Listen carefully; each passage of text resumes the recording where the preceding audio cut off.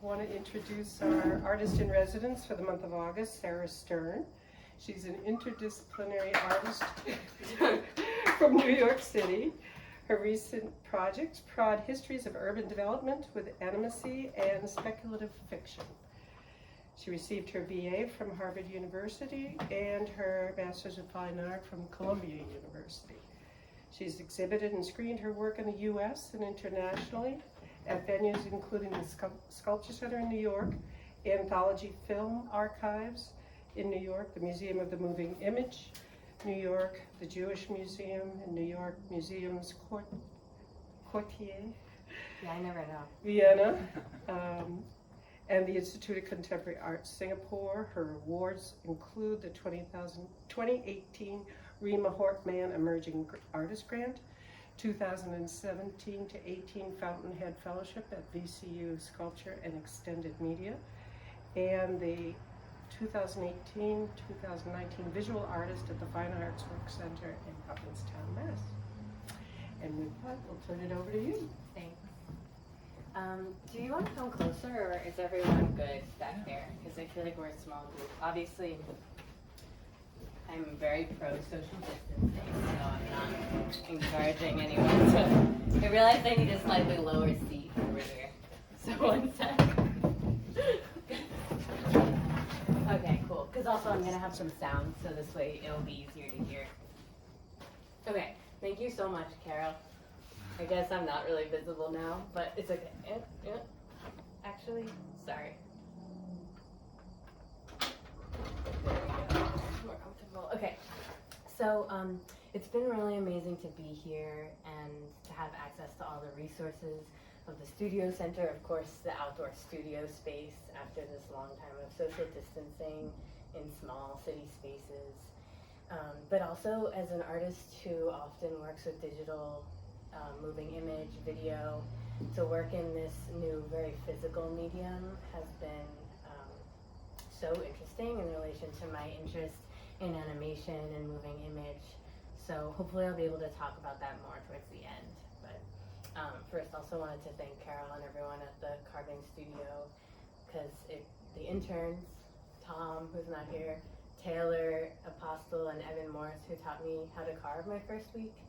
And I really appreciate the opportunity, and I'm still finding language to talk about how important it's been for me, but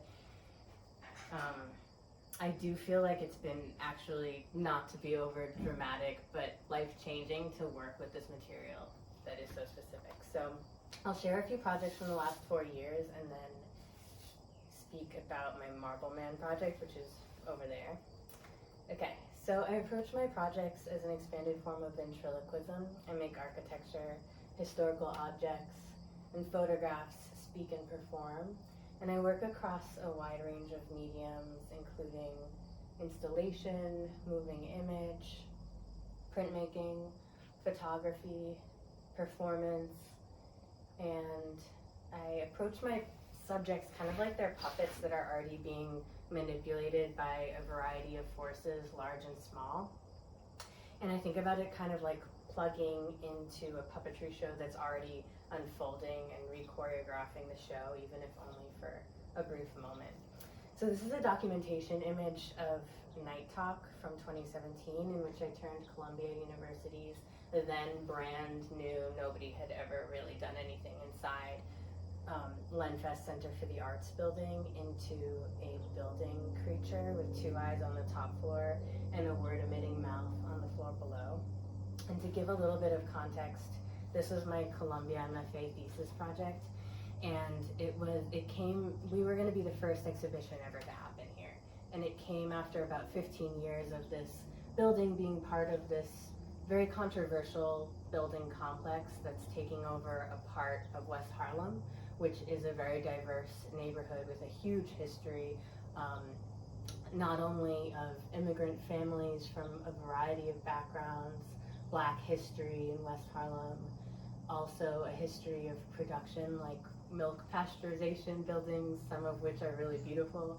And Columbia has been making these series of land grabs and rebranding the neighborhood. And so in the context of all that controversy surrounding this first building, and also thinking about it in terms of the global context of many different universities making land grabs throughout the world in different cities, hiring architects, in this case, Renzo Piano, to design buildings to try to attract certain kinds of students to the school, often buildings that don't actually serve the students and the faculty. I decided to make the building itself talk. So I'll play a little bit of that. Can you see?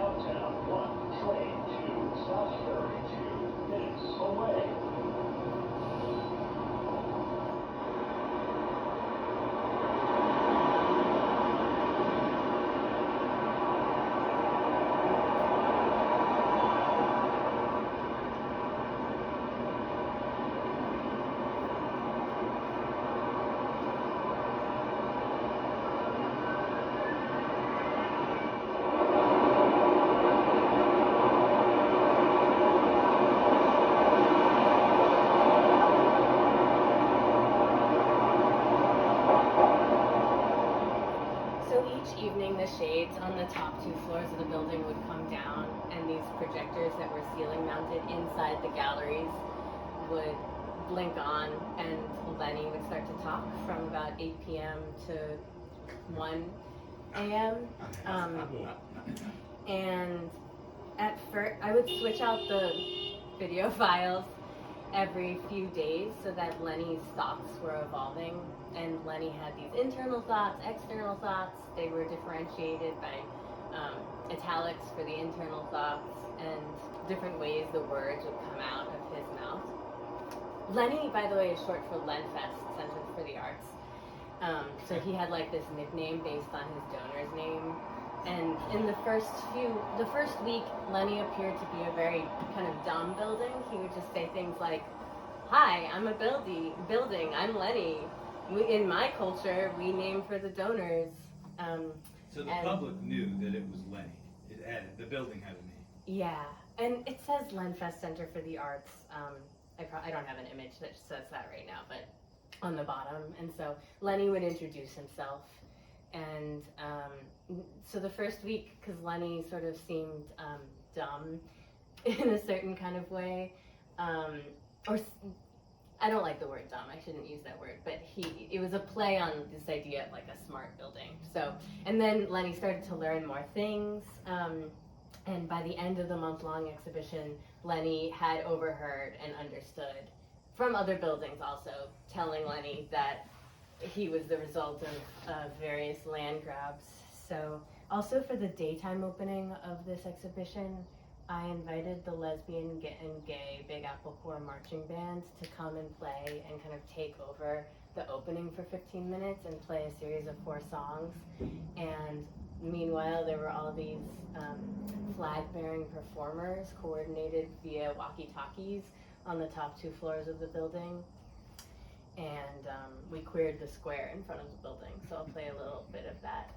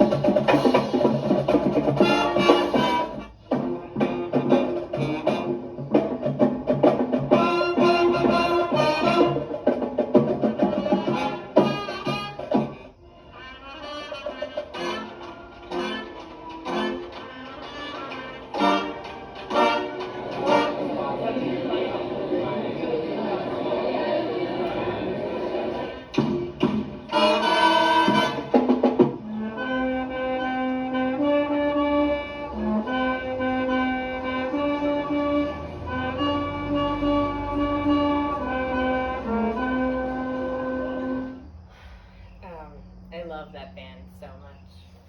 Recently saw them during Pride in New York and cried. So Yeah, so they played 4 different songs.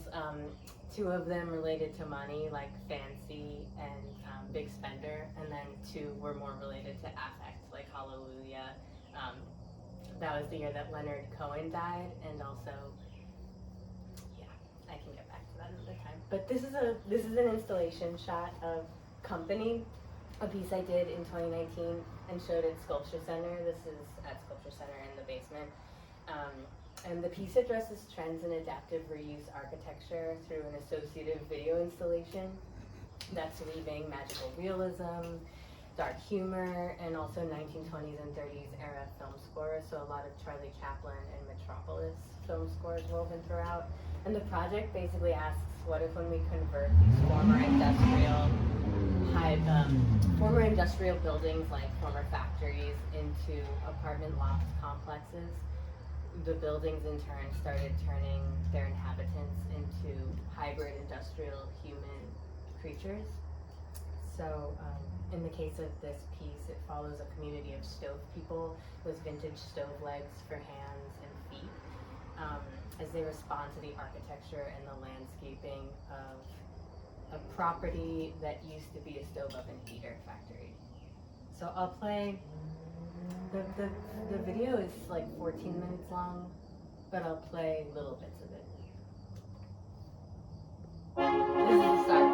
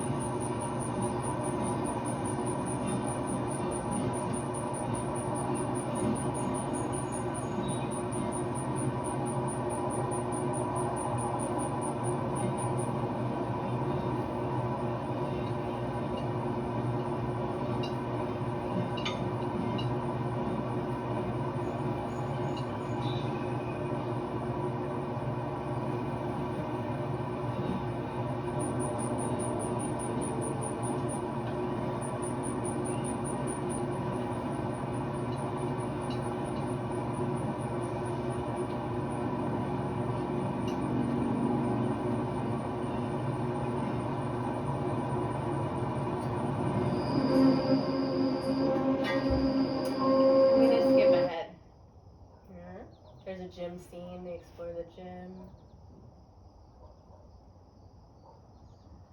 There's this third person.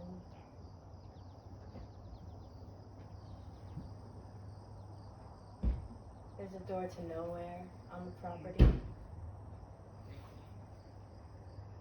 Was that of the original building? No, it's an added It is an addition, added. but it's no longer used for its temporary purpose. They play volleyball. Okay, I'll start here now.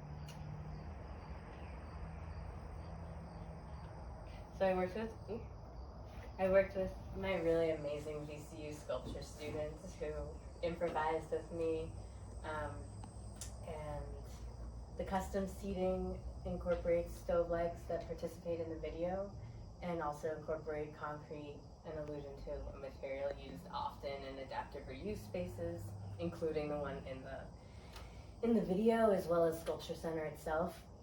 And I was thinking about Sculpture Center is a former trolley repair shop, and so it too is an adaptive reuse space, like so many art spaces these days. And so I also had these weathered steel doors that led into the installation. This kind of gives a sense of what that looked like, and they were an allusion to this Corton steel gate that is in front of the Sculpture Center building and was added in a 2014 renovation. And I was thinking about it almost like this subconscious memory that you have of just having passed through that one, and then again in the basement you pass through these weathered steel gates. And there's a lot about architectural memory, of course, in the video, and so I wanted to play with that with the viewer. Okay, so I'm very interested also in the ways that, well, like in company, particular buildings, sites, and also architectural materials hold different kinds of power and meaning over time. And this is a project, to backtrack a bit, from 2017 called Satan Plays His Favorite Trick, which I made in the atrium of Trump Tower. And I realized I didn't grow up that far from Trump Tower, but I had never been there until right after the 2016 election. And I did a site visit there because I was doing a political theater piece with a collaborative that I'm part of. And when I went there, I realized, from having lived in Berlin for a year after college, that the kind of marble that Hitler used in a number of his buildings, Salzburger marble, was very, very similar in quality to the Italian Vecchia Pernice that Trump Tower uses. And I wanted to make a piece about that. And I also realized that Trump Tower is technically an arcade because it goes from one avenue to another. So I ended up showing this video that I made in the context of a pop-up show. This is kind of complicated. In the context of a pop-up show at the Jewish Museum that was related to this show, that was related to Walter Benjamin's Arcades project, in which the cultural theorist Walter Benjamin writes about the Paris arcades in this monumental project that he never actually finished because he died fleeing the Nazis. So anyway, the title comes from his mirrors chapter, and there are a lot of mirrors in the tower. So I'll play a little piece of it and then talk about it.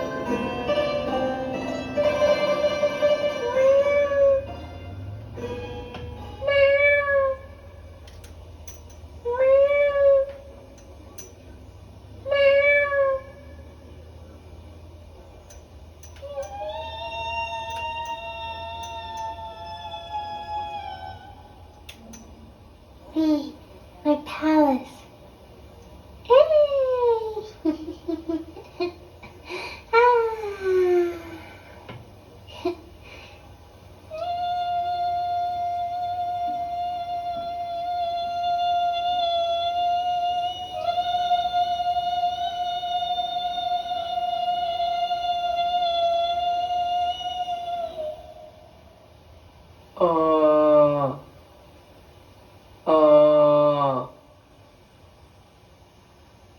Ah! Why did I have to do that? Why do I always have to do that?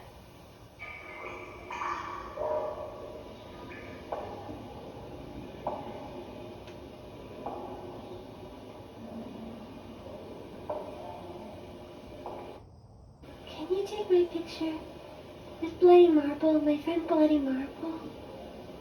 Please take my picture.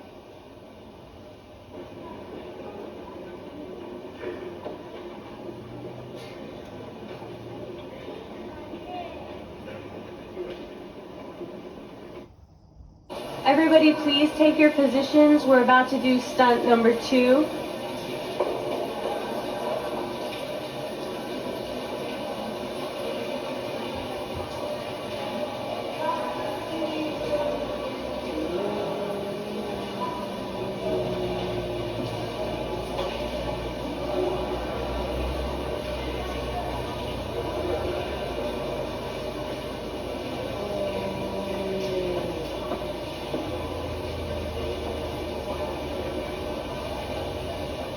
It's not my fault.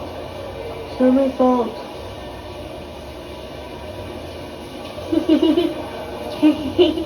Yay!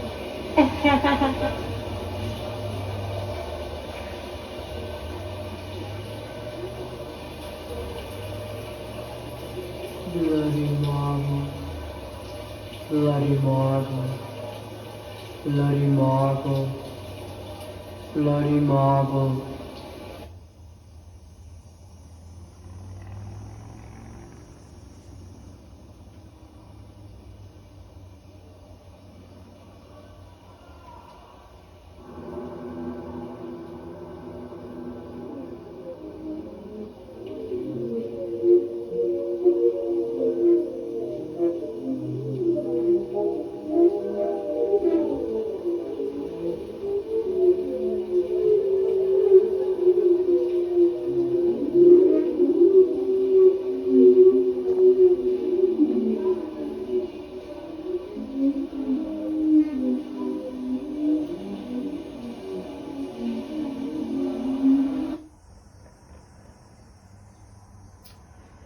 Yeah, and then this is an installation version I did in 2018, which brought some of the visual elements from the video out into the space. Like the paint is a color of a pixel in the video, and I had these chairs with the marble prints on the upholstery, like the video was infecting the gallery. That's kind of how I was thinking about it, and this project is part of the seeds of my idea for Marble Man. So that's part of why I wanted to share it, and I'll talk about that in a second. But first, in this installation, I paired the video with this piece called Rehearsal for Crawl Space Exploration, which is comprised of a video installed inside of a 19th century foundation vent that I purchased in Richmond. And it's insulated with insulation foam, and the video in the vent shows this makeshift puppet of the ghost of a building in Richmond called the White House of the Confederacy, rehearsing its death on loop, as if expiring in the crawl space below the vent. And I'll play a little video.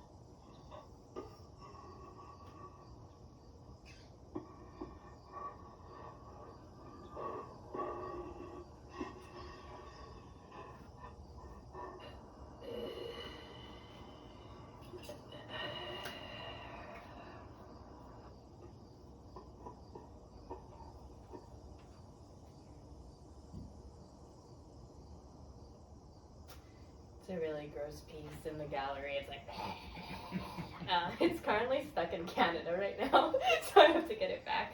But it was just in a show in Toronto, and it hasn't arrived back to New York yet. But back to Satan Place's favorite trick, I was thinking about it like I'm constantly sort of recontextualizing the nature of the space through this nightmare of colliding realities, and I use these stock animated characters from a storyboarding program.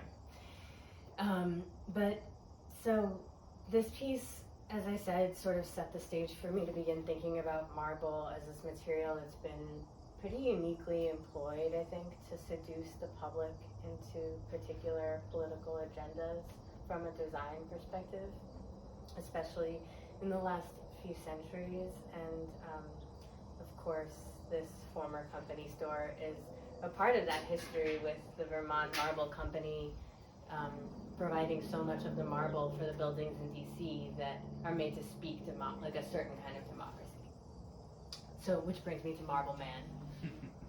And this is a drawing I made of Marble Man chomping into Glass Girl, freshly fallen from the Jenga building.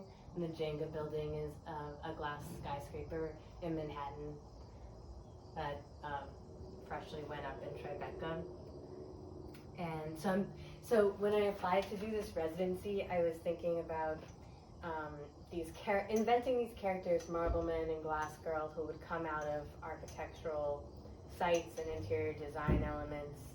Marbleman would come out also of kitchen counters, and they would be kind of like superhero villain characters, and they would battle it out depending on where they were coming out of and what the nature of that site was.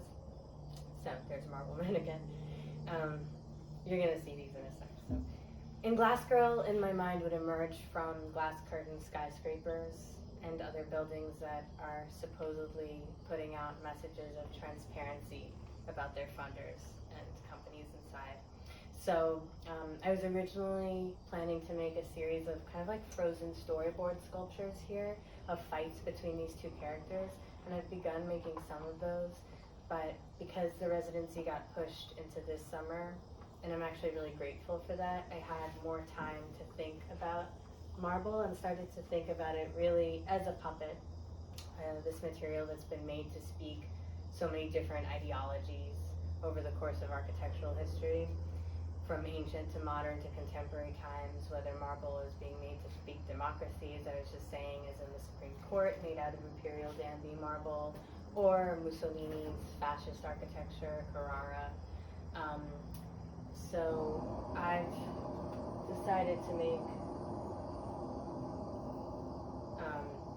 puppets out of marble, as well as sculptures that look like they're emerging or slinking away, like frozen puppets or like animations. And in the process, this is what I'm about to say is totally half-baked, but just while I've been working, I've been thinking about, that's the bike gang, right? There, yeah. So while I've been working, I've been thinking about moving image and animation and marble, and how on the surface marble appears to be this solid, really immobile material, but that in its formation went through great amounts of movement, not to mention all the movement it made over Earth's surface with humans pushing it on rollers, and you know, not to, kind of like a pre-photographic form of, oops, the video goes on, of animation on the rollers, but also, wait, I had more to say about that. Thinking also, of course, about like the great history of marble sculpture as a form of animation, these figures coming forth out of marble. So I've been thinking about that, and then also, oops, my computer's a little slow right now, sorry.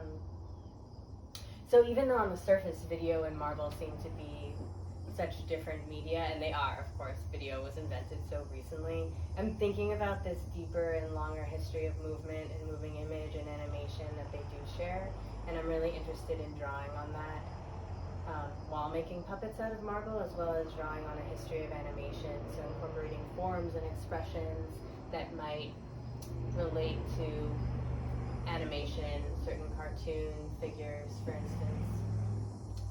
And in my work, I often think about animacy and animation as a form of critique, making something move that's not supposed to, and the kind of radical potential of that, and the political nature of that move. And I think I'll stop there, and then we can go over there and look at the pieces. Do you have any questions so far? We'll get Is going. Glass Girl going to be over there? Glass Girl currently is in architectural sample form. Architectural glass sample form, yeah. And yeah, she's around, but she hasn't yet made her way into... She's not going to show up on Marble Man, I'm sure. She's not going to show up on this right now. Oh, right, we're going around. Does anybody?